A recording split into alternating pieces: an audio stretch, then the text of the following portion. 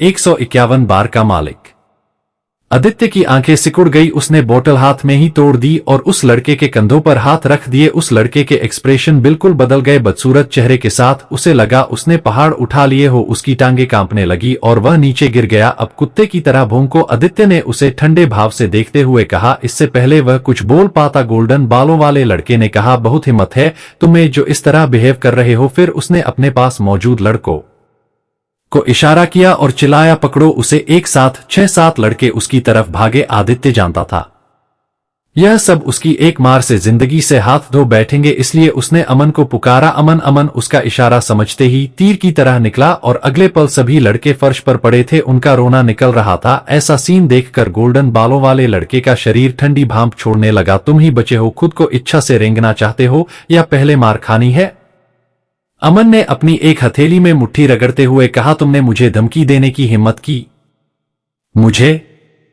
अब देखना हूं तुम यहां से कैसी हालत में बाहर जस्ते हो। यहां का मैनेजर मेरा कजन है। गोल्डन बालों वाले लड़के ने दांत पीसते हुए कहा। हाँ भाई, तुम अपने कजन को बुलाओ। फर्श पर गिरा हुआ लड़का बोला। आदित्य ने झगड़ने की हिम्मत नहीं की। वह काजल के पास गया और उसे बाहर ले जाने के लिए तैयार हो गया। बस निकल गई हवा। अब एक भी शब्द तुम्हारे मुंह से नहीं निकला। गोल्डन बालों वाले लड़के ने चिल्लाकर कहा, अगर जाना है तो अकेले जाओ, काजल नहीं जा सकती। वह फिर से चिल्लाया पर आदित्य ने उस पर और ध्यान नहीं दिया। वह और ज्योति लड़खड़ाती काजल को सहारा देते हुए बाहर की ओर बढ़े। अरे ओ काजल, आज अगर तुमने बाहर जाने की कोशिश भी को तो मैं तुम्हारी जिंदगी नरक बना दूंगा। वह काजल पर चिल्लाया। आदित्य के कदम रुक गए और उसका चेहरा ठंडा पड़ गया। आस वह टेम्परेरी तो काजल को बचा लेगा, परते बदमाश बच्चा आगे उसे नुकसान पहुंचाने की कोशिश में रहेगा। एक मूर्ख बच्ची को ऐसे बर्बाद होने के लिए छोड़ ना सही नहीं। वह वापस काजल को लेकर आ गया। अपने कजन को लेकर आओ, मैं यही हूं, आदित्य ने ठंडे स्वर में कहा। अगर तुम भाग गए तो खुद को कायर समझ लेना। कहते हुए गोल्डन बालों वाला लड़का जल्दी से चला गया। अमन तो जानता था कि आदित्य के दिमाग में कुछ चल रहा है, पर ज्योति का शरीर ठंडा पड़ गया। भले ही उसे आदित्य की काबिलियत पर कोई शक नहीं था, पर आज वह 4 बॉटल्स दारू पी चुका था। नशे में कोई भी इंसान डगमगा सकता है। वह बेबस होकर चुप बैठ गई। उसे काजल पर गुस्सा भी आ रहा था, जिसकी जिद की वजह से वह यहां आकर फंस गई। वह हिम्मत करके आदित्य से बोली, हमें यहां से निकल जाना चाहिए। यहां का मालिक आकाश बिरला है। इससे पहले ही तो आपने ओसवाल फैमिली को नाराज किया है। इतने सारे लोगों से निपटना मुश्किल हो जाएगा। ज्योति ने भागने का आइडिया देते हुए कहा, आकाश बिरला? आदित्य ने अपनी भौहें उठाई। यहां आसपास ज्यादा लोगों का नाम आकाश बिरला नहीं हो सकता, उसने अपने मन में सोचा और उसके होंठों के कोने पर एक तिरछी मुस्कान उभरी। तब भी हमें अब भागना नहीं चाहिए, इंतजार ही सही रहेगा। कहते हुए आदित्य एक सोफे पर बैठ गया। ज्योति ने दूसरे सोफे पर नजर मारी। यहां काजल बेफिक्र होकर नशे में धुत सोई पड़ी थी। ज्योति का चेहरा पीला पड़ गया और दिल में चिंता भर गई। उसने आज सुबह उठते कभी नहीं सोचा था उसकी नॉर्मल सी जिंदगी में कोई ऐसी बात भी होगी जो कुछ ही घंटों में इतनी बढ़ जाएगी। जल्द ही वह गोल्डन बालों वाला लड़का वापस आ गया। उसने रूम का दरवाजा लात मारकर खोला और अंदर घुस गया। उसके पीछे 7-8 आदमी थे, जिनकी बॉडी पर बड़े बड़े टैटू बने हुए थे। भाई वही है वो आदमी। अंदर घुसते ही गोल्डन बालों वाला लड़का आदित्य की तरफ इशारा करते हुए चिल्लाया। जैसे ही उसने बोलना बंद किया, एक आदमी आदित्य की तरफ बढ़ा। उसने अपनी हथेलियां रगड़ी और आदित्य की तरफ बढ़ा। तो तुम हो वो बदमाश जिसने मेरे भाई को परेशान करने की हिम्मत की? कहते हुए उसने आदित्य को ऊपर से नीचे तक देखा। आदित्य और भी रिलैक्स होकर बैठते हुए बोला, तुम अपने भाई से क्यों नहीं पूछते मैंने ऐसा क्यों किया? मुझे परवाह नहीं, पर तुमने जो किया उसके लिए तुम्हें अपने शरीर का एक अंग तो तुड़वाना पड़ेगा। वह नाक भौं सिकोड़ते हुए बोला। आदित्य समझ गया कि यह भी कोई समझदार आदमी नहीं, ऐसे गधों से दिमाग खपाना समय की बर्बादी है। आदित्य हाथ हिलाते हुए बोला, बेटर होगा तुम आकाश बिरला को बुलाओ। वह आदमी गुस्से में बोला, वो इतने आम इंसान भी नहीं कि कोई भी दुक्की तिक्की उनको बुलाए और वे आ जाएं। और फिर तुम मेरा मामला हो, अगर तुम नहीं बुला रहे तो मैं उन्हें फोन करके बुला लेता हूं। आदित्य उसकी बात बीच में काटते हुए बोला और तुरंत अपना मोबाइल निकालकर आकाश बिरला को फोन लगा लिया। बस 2 ही रिंग जाने के बाद दूसरे तरफ से आकाश ने बहुत ही फॉर्मल होकर जवाब दिया, मिस्टर कपूर आपने इस वक्त याद किया, क्या मिडनाइट शाइन बार आपका है? हाँ हाँ बिल्कुल, मैं अभी भी यही हूं। अगर आपको कुछ एंजॉय करना है तो मुझे बताइए, मैं अरेंजमेंट करवा देता हूं। नहीं ऐसा कुछ नहीं चाहिए, मैं यहाँ रूम नंबर 888 में हूँ, आप आ जाइए। आदित्य ने थकान भरे लहजे में कहा, अभी आता हूं। जैसे ही आकाश ने कहा, आदित्य ने कॉल डिस्कनेक्ट कर दी। मैनेजर हंसा और बैठ गया। आज मैं भी देखता हूं कौन आकाश बिरला इसे मेरे हाथों में से बचा पाता है। Hero chapter 152। नरेश की ओसवाल फैमिली के साथ मिली भुगत नहीं, ऐसा कुछ नहीं चाहिए। मैं यहाँ रूम नंबर 888 में हूँ, आप आ जाइए, आदित्य ने थकान भरे लहजे में कहा। अभी आता हूँ। जैसे ही आकाश ने कहा, आदित्य ने कॉल डिस्कनेक्ट कर दी। मैनेजर हंसा और बैठ गया। आज मैं भी देखता हूँ कौन आकाश बिरला इसे मेरे हाथों में से बचा पाता है। सभी आदमियों के चेहरों पर स्माइल थी, पर आदित्य ने किसी को भी सीरियस नहीं लिया। 3 मिनट बाद दरवाजे पर दस्तक हुई। सभी के चेहरे उस ओर घूम गए। मैनेजर के पैर कांप गए। वह हड़बड़ाते हुए बोला, सर। दरवाजे पर खड़ा आकाश बिरला हांफ रहा था। उसका मैनेजर पर बिल्कुल ध्यान नहीं गया। वह सीधे आदित्य के पास आया और बोला, मिस्टर कपूर, आप अचानक यहाँ आए हैं, बताइए क्या सेवा दूं आपको। मिस्टर बिरला, आपका मैनेजर बहुत दबंग है।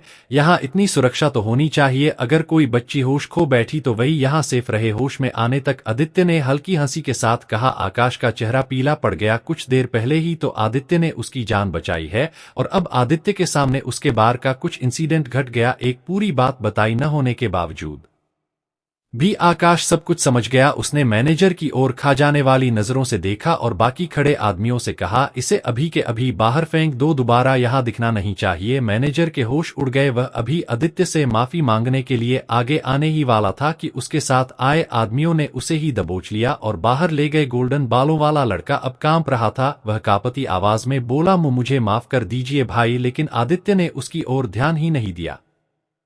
साफ जाहिर है, चाहे उसने कितना भी शोर क्यों न मचाया हो, आदित्य ने उसे सीरियस नहीं लिया। गोल्डन बालों वाला लड़का बहुत अपमानित महसूस कर रहा था। आगे वह न कुछ बोलने की हिम्मत कर पाया, न अपनी जगह से हिलने की। अब आकाश बातचीत शुरू करते हुए बोला, मिस्टर कपूर, मैं एक अच्छा शिक्षित स्टाफ रखूंगा ताकि दोबारा कभी किसी को यह सब फेस न करना पड़े। चलिए हम दूसरे रूम में बैठकर बात करते हैं। आदित्य ने पहले बेफिक्र होकर सोफे पर पसरी काजल को देखा, फिर अमन और ज्योति को देखा, फिर आकाश से बोला, नहीं, आज के लिए जाने दो मिस्टर बिरला, मुझे कुछ काम है, मैं बातों में देरी नहीं कर सकता। ओके ओके मिस्टर कपूर कहते हुए आकाश ने भी बात ज्यादा नहीं बढ़ाई। आदित्य ने काजल को उठाया और सभी बार से बाहर आ गए। इसका घर कहाँ है?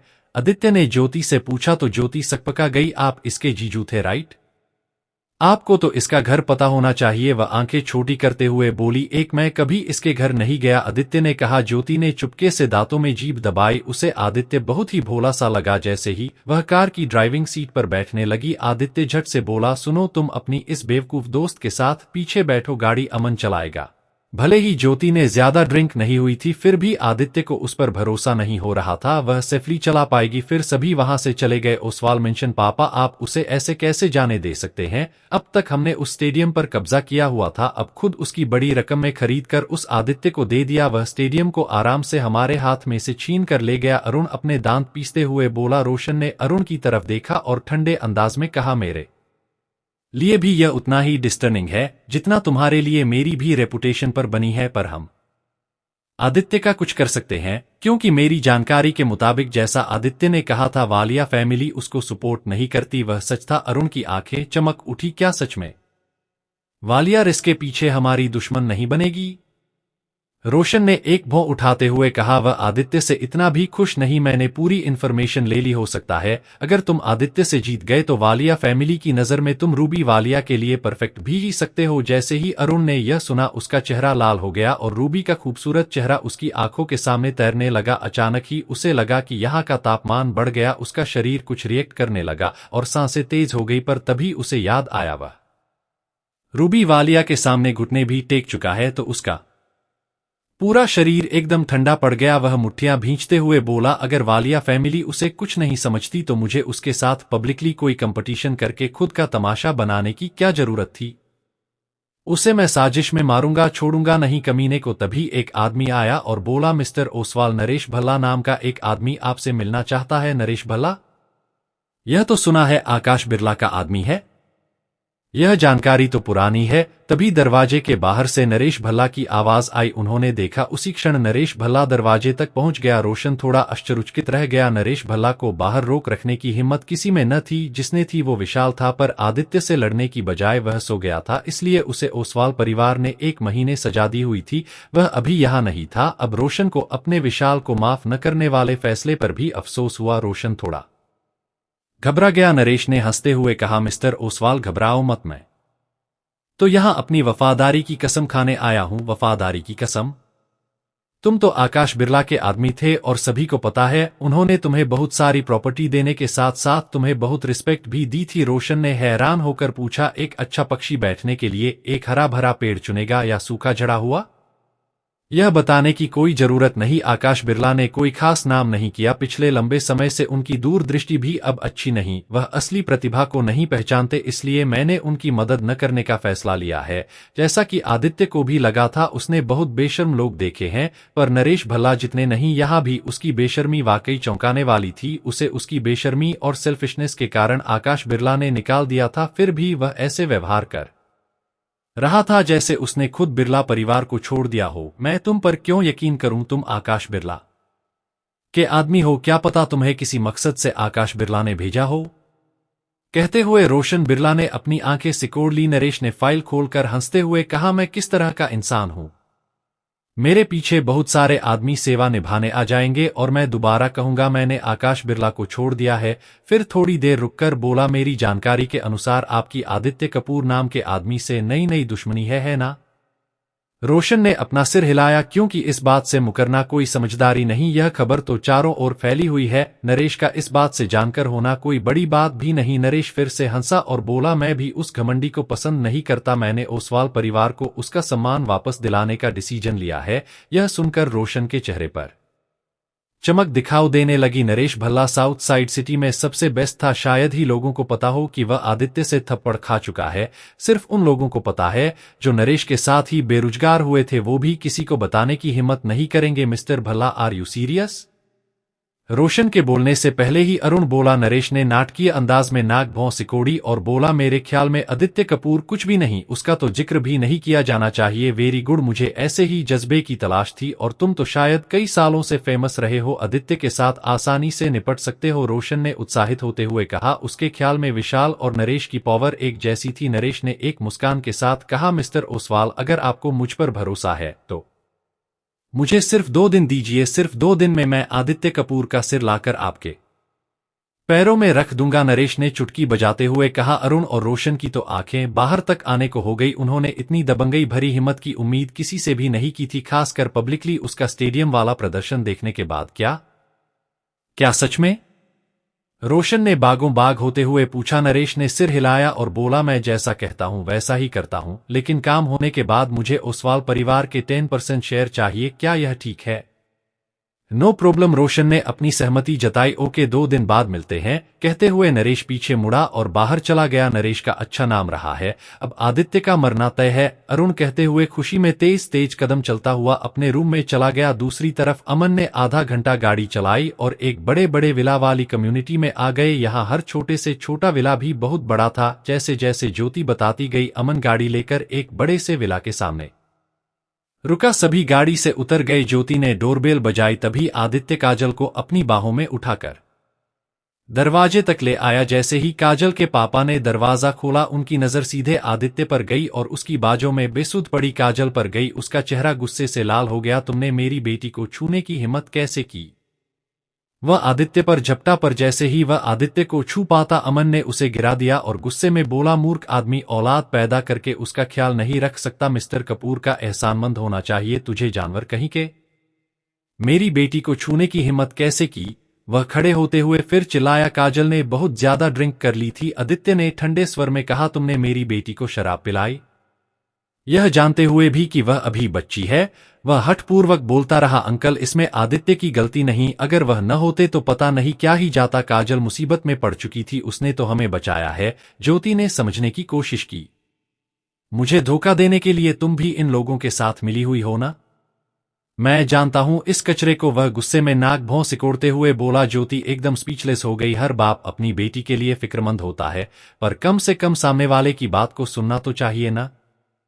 आदित्य इतनी रात तक का समय बीत जाने के बाद और बहसबाजी में नहीं पड़ना चाहता था, इसलिए उसने काजल को जमीन पर लिटाया और बोला, तुम मानो या ना मानो, तुम्हारे कुछ भी सोचने समझने से मेरा कोई लेना देना नहीं। कहते हुए आदित्य जाने के लिए मुड़ गया। मेरी बेटी को कुछ हुआ तो मैं तुम्हें छोड़ूंगा नहीं, बेकार जानवर कहीं के। वह पीछे से गालियां बक रहा था। काजल के पापा कितने सेल्फ सेंटर्ड हैं, दूसरे की बात को भी सुनना चाहिए। एक नस्ल के जानवरों का स्वभाव भी एक जैसा ही होता है। आदित्य ने आहूजा परिवार के लोगों के बिहेवियर को याद करते हुए कहा। अगले दिन सुबह जागने के बाद अमन और आदित्य ने तैयार होकर सबसे ओके अच्छा सा नाश्ता किया। पिछली रात उन्होंने खाना खाया ही नहीं था, पर नाश्ता करने के बाद आदित्य को अपने पेट में कुछ दर्द का एहसास हुआ। पहले तो वह इग्नोर करता रहा, पर दर्द बढ़ गया। कहीं शक्तियों में कुछ इंप्रूवमेंट तो नहीं। आदित्य को कुछ सुकून सा हुआ, क्योंकि अब उसकी बॉडी एनर्जी को बिना साधना के भी अट्रैक्ट करती है। वह जाकर बालकनी में खड़ा हो गया। अचानक उसका चेहरा बदसूरत हो गया।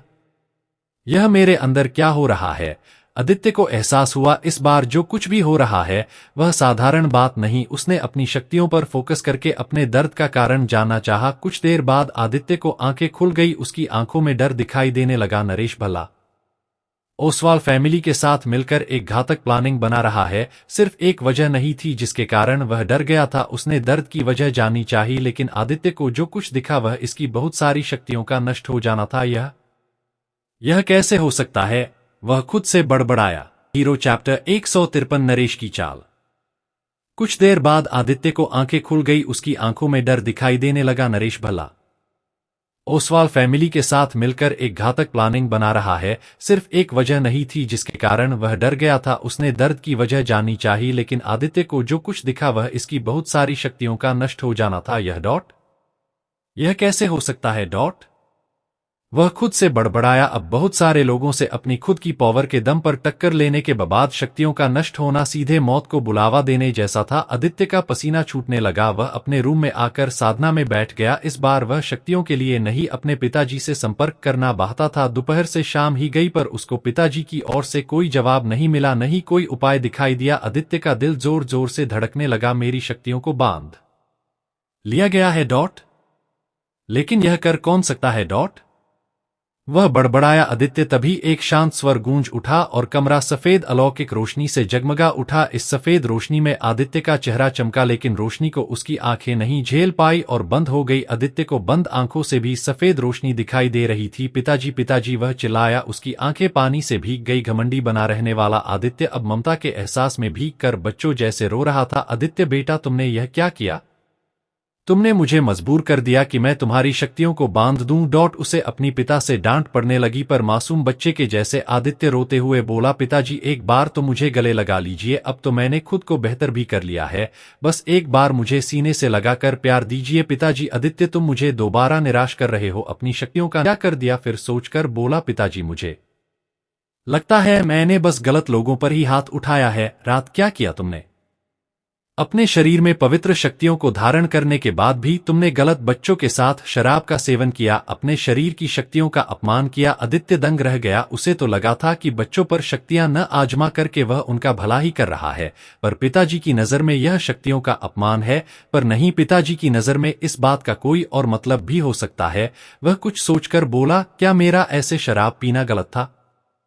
एक ठंडी आवाज ने उसे समझाया, बेटा शराब शरीर का नुकसान करती है, पर तुम्हारे अंदर को शक्तियां थी, इसका फर्ज है तुम्हारे शरीर को रक्षा करना। इसलिए शराब के असर से तुम्हारी शक्ति नष्ट होती गई। तुम्हें लगा तुम्हें नशा नहीं हो रहा, पर इस नशे को तुम्हारी शक्तियां अपने ऊपर लेकर नष्ट होती गई। जो बची थी शक्तियां उन्हें मैंने बाधित कर दिया है। अगर तुम वादा करते हो ऐसे अपनी शक्तियों को बर्बाद नहीं करोगे तो मैं तुम्हारी शक्तियों को आजाद कर दूंगा। आदित्य को झटका सा लगा। उसे नहीं पता था ऐसा भी कुछ होगा। पिताजी मुझे माफ कर दीजिए, मैं इस बारे में अनजान था, प्लीज पिताजी एक बार तो मुझे प्यार कीजिए। आदित्य को ऐसा लगा उसके सिर पर हवा का झोंका सरक रहा है। उसके पिताजी उसका सिर सहला रहे हैं। आदित्य, मैंने जिन शक्तियों को बाधित किया था उन्हें आजाद कर रहा हूँ बेटा, पर जिनको तुमने नष्ट किया है उन्हें जल्दी से कड़ी साधना करके हासिल करो बेटा। और शरीर को शक्ति अच्छे भोजन से मिलती भी है, इसे हमेशा याद रखना। तुम्हारे जन्मदिन का मुझे इंतजार है। इसके बाद धीरे धीरे रोशनी गायब ही गई। आदित्य आंखें खोलने लायक हो गया। अब तुम का टेम्परेचर भी नॉर्मल ही गया। आदित्य की सांसें तेज चलने लगी।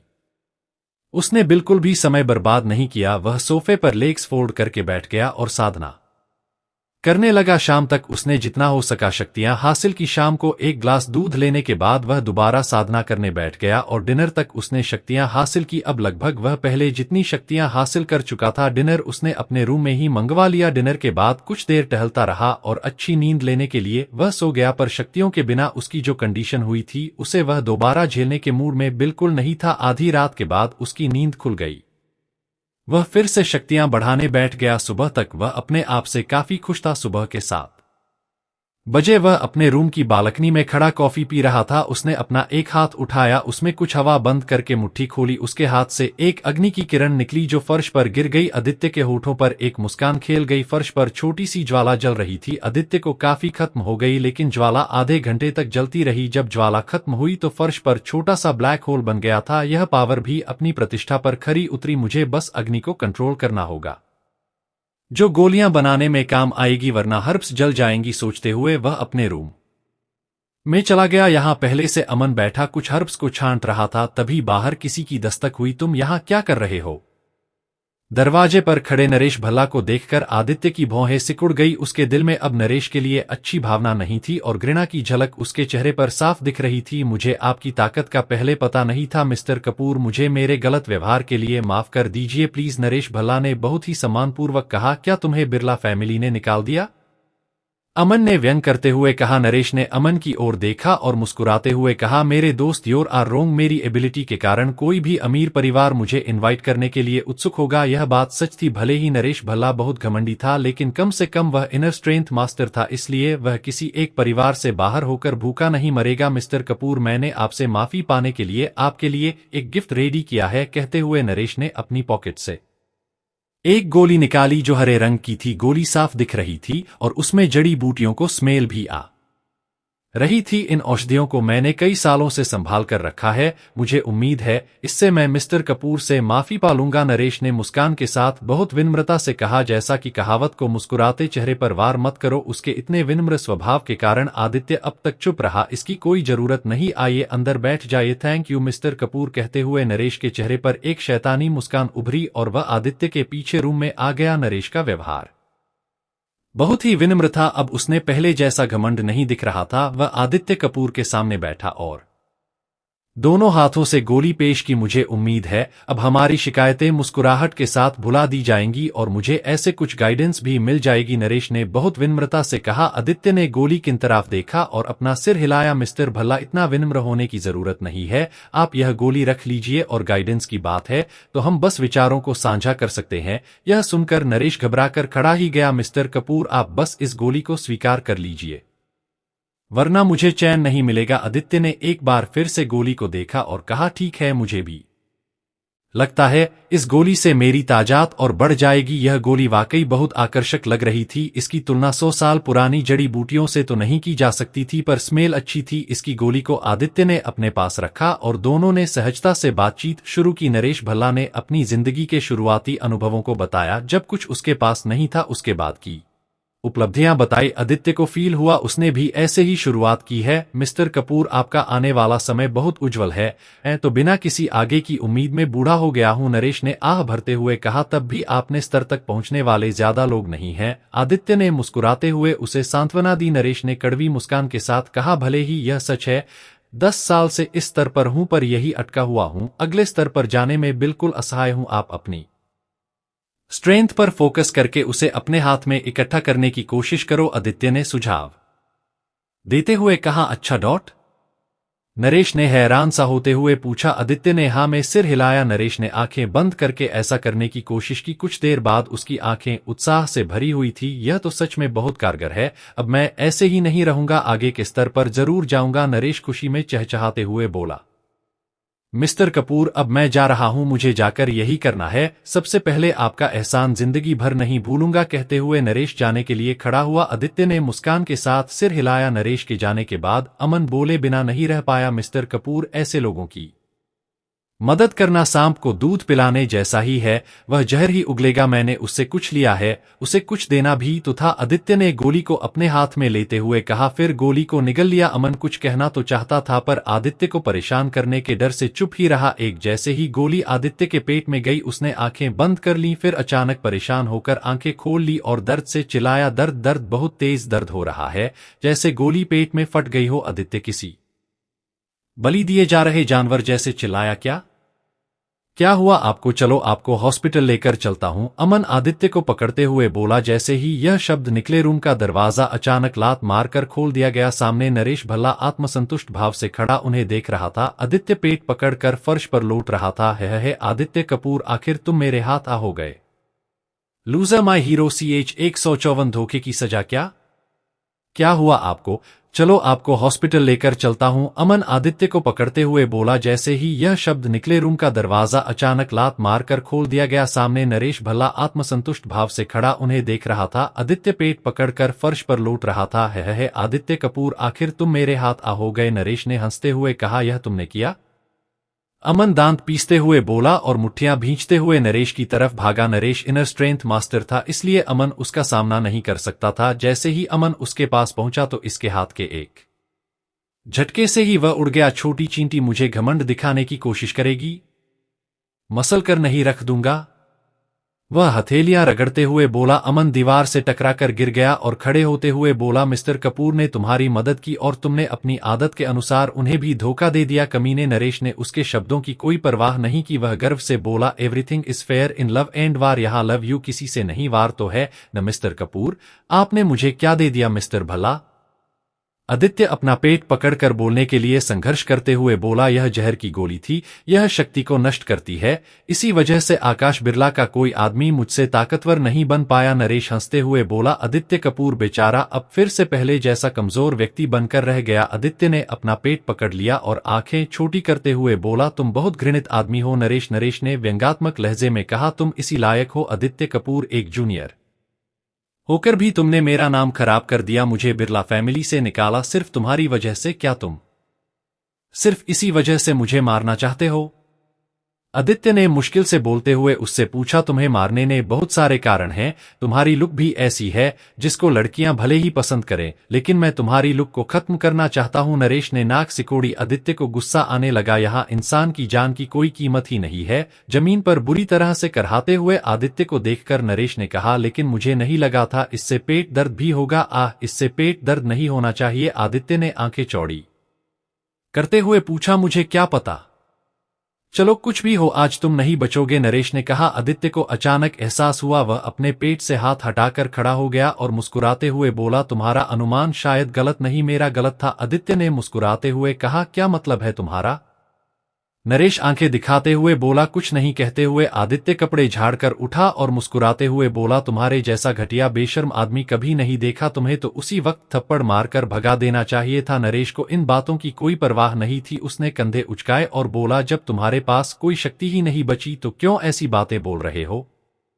हाँ, आदित्य ने आह भरी और बोला, जब तुमने मुझे शक्तिहीन कर ही दिया तो आओ मार डालो, तुम्हें याद दिलाने की कोई जरूरत थी। कहते हुए वह अचानक आदित्य के सामने आ गया। आदित्य ने ना तो कोई बचाव किया ना ही चकमा दिया, उसकी मुट्ठी को अपने शरीर पर पड़ने दिया। जैसे ही आदित्य पर उसको मुट्ठी पड़ी, एक पटाख की आवाज निकली। नरेश का चेहरा नाटकीय रूप से बदल गया। उसे लगा जैसे उसकी मुट्ठी किसी स्टील के टुकड़े पर पड़ी हो। तुम्हें तो मैंने जहर दिया है? वह हैरान होकर बोला, जहर तो मुझे दिया लेकिन पूरी तरह से नहीं। नरेश का चेहरा कागज की तरह पीला पड़ गया था। डर ने उसके दिमाग पर कब्जा कर लिया। नहीं, इम्पॉसिबल। चिल्लाते हुए उसने अपनी मुट्ठी उठाई और आदित्य ने तुरंत हाथ उठा लिया और उसकी मुट्ठी पर पंच मार दिया। नरेश को लगा उसकी मुट्ठी के सामने कोई भयानक शक्ति खड़ी है। उसका हाथ तुरंत टूट गया। आह, वह जोर से चिल्लाया। आदित्य ने व्यंग्यात्मक लहजे में कहा, ऐसा लग रहा है मैं वाकई नर्म दिल इंसान हूं, पर मुझे यह समझा देने के लिए थैंक्स। मैं आगे से किसी पर दया नहीं दिखाऊंगा। नरेश घबरा गया वह लड़खड़ाते हुए बोला, मैं मिस्टर कपूर, मुझे ओसवाल परिवार ने भेजा, मेरा कोई लेना देना है। अगर तुम बदला लेना चाहते जो तो ओसवाल फैमिली से लेना, ओसवाल फैमिली, उसे भी मैं देख लूंगा। आदित्य ने दांत पीसते हुए कहा। हाँ, आपको उसे ही ढूंढना चाहिए। नरेश ने छूटने का बहाना ढूंढ ही लिया, लेकिन मैं तुम्हें भी साथ लेके जाऊंगा। कहते हुए आदित्य ने नरेश के पेट में लात मार दी। वह उठ गया और बाहर जाकर गिर गया। आदित्य ने उसके सीने पर पैर रख कर मसल दिया। पश्चाताप का मौका मिले बिना ही वह जीवन से हाथ धो बैठा। आदित्य ने उसके शरीर को देखा, उसे नहीं दुख हुआ नहीं खुशी। वह मुड़कर अमन के पास आया और बोला, क्या तुम ठीक हो? अमन झट से बोला, मिस्टर कपूर, क्या आपको पहले से पता था? मुझे नहीं पता यह सच्चा था या झूठा, पर इस पर मुझे यकीन कभी भी नहीं हो पा रहा था। जो गोली मैंने खाई थी वह हमारी अपनी थी। कहते हुए आदित्य ने वो गोली पॉकेट से निकाली जो नरेश ने उसे दी थी और वॉशरूम में जाकर फ्लश कर दी। ओसवाल मेंशन, आपके साथ काम करना मेरे लिए सम्मान की बात है। मैंने कभी नहीं सोचा था यहाँ मैं आपके साथ कभी ऐसे नाथ पाऊंगा। काजल के पापा विकास आहूजा लगातार बोल रहे थे। रोशन ओसवाल ने उसकी तरफ देखा। इसके चेहरे पर तिरस्कार को एक झलक उभर आई। अगर आदित्य वाली घटना के कारण उनका बिजनेस में लॉस न हुआ होता तो वह कभी विकास आहूजा जैसे आदमी की तरफ देखते भी नहीं। मैंने तो कभी सपने में भी नहीं सोचा था मुझे ऐसा गोल्डन चांस मिलेगा। चीयर्स कहते हुए उसने वाइन का ग्लास उठाया। रोशन ओसवाल ने बिना कुछ कहे सहजता से सिर हिला दिया। विकास लगातार ओसवाल परिवार की तारीफ में बोले जा रहा था, पर ओसवाल बाप और बेटा बिल्कुल चुप थे। ठीक है, तुम्हें यह सब बकबक परेशान नहीं करती? अरुण ने खींचते हुए कहा। विकास के चेहरे पर शर्मिंदगी नजर आने लगी। वह थोड़ा सा हंसा और बोला, सॉरी मिस्टर ओसवाल, मैं लहुत को 3 ग्लास इनसे सजा दूंगा। तुम्हें शराब पीने का बहुत शौक है तो बोतल रख लो। अरुण ने एक बोतल पकड़ी और खड़खड़ाहट के साथ टेबल पर पटक दी। विकास समझ गया को अरुण उसका अपमान करने की कोशिश कर रहा है, पर किसी और की छत के नीचे होने की वजह से वह सिर्फ सिर झुका सकता था। वह धीरे से बोला, ठीक है मिस्टर ओसवाल, मैं बोतल रख लेता हूं। क्या बेवकूफ है? अरुण दांत पीसते हुए धीरे से बोला। भले ही वह धीरे से बोला, पर विकास ने साफ साफ सुना। वह क्रोधित तो हुआ पर कुछ कहने या उठकर जाने का साहस नहीं कर आया। तभी लिविंग रूम का दरवाजा लात मारकर खोला गया। तीनों का ध्यान उस तरफ गया। उन्होंने देखा दरवाजे अंदर आदित्य दाखिल हुआ। लूजर माई हीरो CH 155 विकास आहूजा का बेकार एटीट्यूड, क्या बेवकूफ है? अरुण दांत पीसते हुए धीरे से बोला। भले ही वह धीरे से बोला, पर विकास ने साफ साफ सुना। वह क्रोधित तो हुआ पर कुछ कहने या उठकर जाने का साहस नहीं कर आया। तभी लिविंग रूम का दरवाजा लात मारकर खोला गया। तीनों का ध्यान उस तरफ गया। उन्होंने देखा दरवाजे अंदर आदित्य दाखिल हुआ। दरवाजे से अंदर आ रहे आदित्य को देखकर तीनों खड़े हो गए। रोशन और अरुण का चेहरा बदसूरत हो गया। वहीं दोनों को चौंकाते हुए विकास ने पहले बाप बेटे से माफी मांगी और बोला, आई एम सॉरी मिस टर ओसवाल, मैं अभी उससे बात करता हूं। फिर आदित्य की तरफ बढ़ गया। दोनों बाप बेटे ने एक दूसरे को देखा। क्या ऐसा है कि वह कहीं से भी आदित्य के साथ बात करने के लायक होगा? दोनों यही सोचकर अचंभित थे। आदित्य, तमाशा मत क्रिएट करो, वेट करो, मैं रात में तुझसे बात करता हूं, अभी जाओ। विकास ने खुद को बहुत ही इम्पोर्टेंट शो करते हुए कहा। आदित्य ने आंखें छोटी करते हुए कहा, तुम क्या सोचते हो कि मैं तुम्हारे लिए यहां आया हूं? तो और क्या? यह मत समझो कि मैं तुम्हारी छोटी छोटी तरकीबें जानता नहीं हूं। यह लो और दफा हो जाओ। विकास ने आदित्य के सामने नोटों की एक गड्डी रख दी। आदित्य हैरान रह गया। यह विकास तो बहुत ज्यादा घमंडी है। जैसे ही विकास कुछ और कहने वाला था, अरुण चिल्लाया, आदित्य कपूर, तुमने मेरे घर में कदम रखने की हिम्मत भी कैसे की? तुम्हें ऐसा क्यों लगा कि मैं हिम्मत नहीं करूंगा? आदित्य ने ठंडे स्वर में कहा। विकास उनकी आपस को दबंग बातचीत सुनकर हैरान रह गया। मिस्टर ओसवाल, क्या आप आदित्य कपूर को जानते हैं? वह अरुण को घूरते हुए बोला। अरुण ने पूरी तरह से विकास को अनदेखा किया और दांत पीसते हुए बोला, आदित्य, तुम बहुत दिनों तक घमंडी नहीं रह पाओगे। तुझे मारने के लिए एक एक्सपर्ट भेजा जा चुका है। कहते हुए अरुण के चेहरे पर तिरछी मुस्कान थी। मुझे मारने के लिए भेजा भी तो किसे? एक कचरे को। आदित्य ने दरवाजे की ओर इशारा करते हुए कहा। एक ओसवाल बाप बेटे ने चेहरा घुमाकर दरवाजे की ओर देखा। खान नरेश भल्ला की डेड बॉडी लटक रही थी। सीन बहुत ही स्केरी था। ओसवाल बाप बेटे की जान हलक में आ अटकी। दरवाजे का सीन बहुत ही भयंकर था। जब तुम मेरा सिर काटने किसी को भेज ही रहे हो तो कम से कम अच्छा इंसान भेजो। इस कचरे से क्या उम्मीद की थी? आदित्य ने व्यंग्यात्मक लहजे में कहा और चलता हुआ सोफे पर आकर बैठ गया। ओसवाल बाप बेटा बहुत घबराए हुए थे। रोशन ओसवाल तो अनजाने में 2 कदम पीछे भी हट गया। विकास तो यहाँ आदित्य की मौजूदगी और ओसवाल के प्रति उसके बिहेवियर से दंग रह गया। दरवाजे पर लटकी लाश देखकर वह सुन्न पड़ गया। आदित्य कपूर, तुम करना क्या चाहते हो? रोशन ने ठंडे स्वर में पूछा। आदित्य ने उसकी ओर ठंडी निगाहों से देखा और कहा, तुम्हें क्या लगता है कि मैं क्या करना चाहता हूं? जब तुमने मुझे मारने के लिए किसी को भेजा तो इसके रिजल्ट के बारे में कुछ तो सोच कर रखा होगा ना? रोशन ने दांत पीसकर खुद को शांत रहने के लिए मजबूर करते हुए कहा, तुम बस बोल दो, क्या चाहिए तुम्हें? आदित्य ने ठंडी मुस्कान दी और बोला, तुम दोनों बाप बेटा मेरे सामने घुटने टेक कर ईमानदारी से बोलो कि आगे से तुम मुझे परेशान नहीं करोगे तो मैं तुम्हें छोड़ सकता हूं। In your dreams. रोशन अचानक गुस्से में भड़क उठा। आदित्य, तुम खुद को समझते क्या हो? तुम हमें घुटने टेकने पर मजबूर करोगे? ओसवाल परिवार तुम्हें मार रहा है। यह ऐसा है जैसे बात पूरी करने से पहले ही अरुण आदित्य के थप्पड़ से उड़ गया और दीवार से टकराकर गिर गया। आदित्य सोफे से उठकर खड़ा हुआ और रोशन के आसपास धीरे से चलता हुआ बोला, मैंने बहुत ही ज्यादा नरमी रखी तुम लोगों के लिए। तुमने कैसे सोच लिया तुम आसानी से ऐसा हेर फेर कर सकते जो मुझसे? रोशन का चेहरा पीला पड़ गया। उसे लगा रूम का टेम्परेचर अचानक बढ़ गया और आग की लपटें उसके आसपास घूम रही हो। रोशन ने हिम्मत करके आदित्य की तरफ देखा। इस समय आदित्य ने भी उसकी तरफ देखा। जैसे ही दोनों की नजरें टकराई, रोशन को उसकी आंखों में एक जानलेवा जातमा नजर आई। अपनी जान को खतरा महसूस करते हुए दोनों बाप बेटे के दिल में दर्द उमड़ने लगा। अचानक 2 कदम पीछे हटते हुए रोशन ने दोनों हाथ हिलाते हुए कहा, देखो आदित्य, मुझे अभी भी लगता है हमारे बीच कोई गहरी दुश्मनी नहीं है, हम बैठकर भी बात कर सकते हैं। यह सुनकर आदित्य ने भौहें उठाई और बोला, ठीक है, पर पहले घुटने टेको और माफी मांगो, फिर बैठकर बात कर सकते हैं। दांत पीसते हुए रोशन बोला, आदित्य कपूर, भले ही तुम राइडिंग स्टार हो पर बहुत सारे नामी लोगों से मिल चुके हो। क्या यह बात करने का उचित तरीका है? कोड़ी को घुटनों के बल बैठने के लिए मजबूर करना, क्या यह ज्यादती नहीं? तुम कुछ ज्यादा ही समझदार नहीं बन रहे? आदित्य ने आंखें छोटी करते हुए कहा, मुझे मारने के लिए तुम किसी को भेजो तो ज्यादती नहीं, इसके बदले में मैं तुम्हें घुटने टेकने पर मजबूर करूं तो तुम्हें ज्यादती लग रही। रोशन के पास आगे बोलने के लिए शब्द नहीं बचे। आदित्य वह गहरी सांस लेकर बोला, मैं सच में तुमसे बात करना चाहता हूं पर तुम सारे रास्ते बंद करने पर तुले हुए हो। रोशन ने बेबसी में जोर देकर कहा। इस पर आदित्य जोर से हंसा, तुमको खुद की बातें किसी जोकर को बातें नहीं लग रही?